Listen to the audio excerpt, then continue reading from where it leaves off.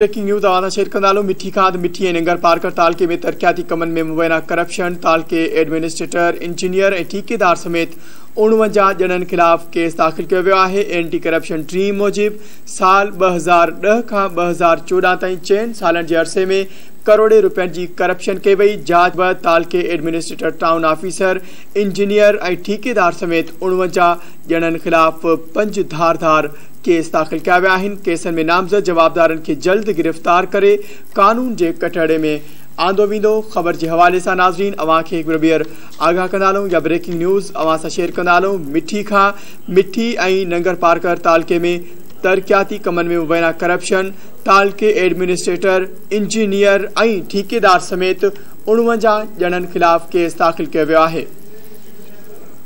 तफ़सील मालूम कंदासीं। इम्तियाज़ धाराणी असां सां लाइन ते मौजूदु आहे। जी इम्तियाज़, अपडेट कजो, वधीक छा तफ़सील आहिनि? जी बिल्कुल, नंगर पार्कर तालके काउंसिल में कामवारनि पारां कयल मुबैना करप्शन करोड़ रुपये की करप्शन कई वई। एंटी करप्शन खाते पर 5 जेके केस दाख़िल किया विया आहिनि। 49 तालके एडमिनिस्ट्रेटर्स, इंजीनियर्स, टाउन ऑफिसर, खुद ठेकेदार जेके आहिनि उन्हनि ते केस दाख़िल किया विया आहिनि।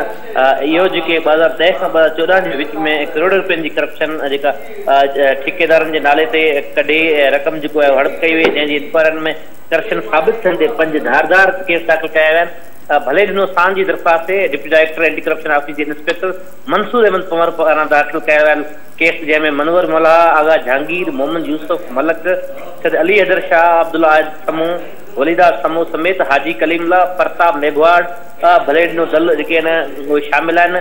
ॼाणायल कमरनि में ठेकेदारनि पारां हिकु ई तालके काउंसिल नगर पार्कर में 4 सालनि जी करोड़ रुपयनि जी रक़म जेको खुद बुर्द कई वई, जंहिंजी जांच बैदि इंक्वायरी कमेटी 10 मई ते जवाबदारनि ख़िलाफ़ केस दाख़िल करण जो फ़ैसिलो ॾिनो, जंहिं बैदि अॼु जेको 5 केस दाख़िल कया आहिनि।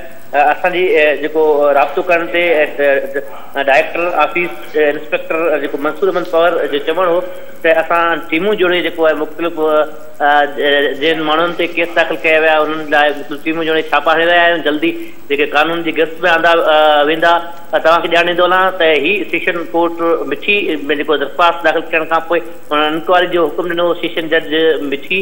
उनखां पोइ चीफ सेक्रेटरी सिंध जी निगरानी में SSC कमेटी ठही हुई। SSC कमेटी पारां जेको FIRs जेके दाख़िल करण लाइ जेको एंटी करप्शन खाते खे जेको अप्रूवल ॾिनो वियो, उनखां पोइ अॼु मंसूर अहमद पवार तरफ़ां जेको आहे अॼु केस दाख़िल कयो वियो आहे। ऐं तव्हांखे ॼाणींदो वञा जेके जेके ऑफिसर्स आहिनि, एडमिनिस्ट्रेटर्स आहिनि, उन्हनि ज़रियनि मुताबिक़ ॼाण मिले त उहो सिंध में मुख़्तलिफ़ जेको आहे एडमिनिस्ट्रेशन जे वॾनि उहिदनि ते जेको फ़ाइदा आहिनि ऐं तमामु वॾी सियासी सगारनि जेको धुरनि तरफ़ां धुरनि जा ख़ासि माण्हू आहिनि। ही करोड़ रुपयनि जी करप्शन कई वई आहे ऐं इहो अॼु जेको हिननि ते जेको केस दाख़िल कया विया आहिनि ऐं एंटी करप्शन जी या ऑफिसरनि जी दावा आहे त असां जेके मुख़्तलिफ़ टीमूं जोड़े जेको गिरफ़्तारनि लाइ छापा हणी रहिया आहियूं। जी अपडेट करण लाइ अवां जी वॾी महिरबानी। नाज़रीन, इम्तियाज़ धाराणी मिठी खां असांखे अपडेट करियो। ख़बर जे हवाले सां अवां खे हिकु ॿीहर आगाह कंदालो। मिठी ऐं नंगर पार्कर तालके में तरक्याती कमनि में मुबैना करप्शन, तालके एडमिनिस्ट्रेटर, इंजीनियर ऐं ठेकेदार समेत 49 ॼणनि ख़िलाफ़ केस दाख़िल कयो वियो आहे।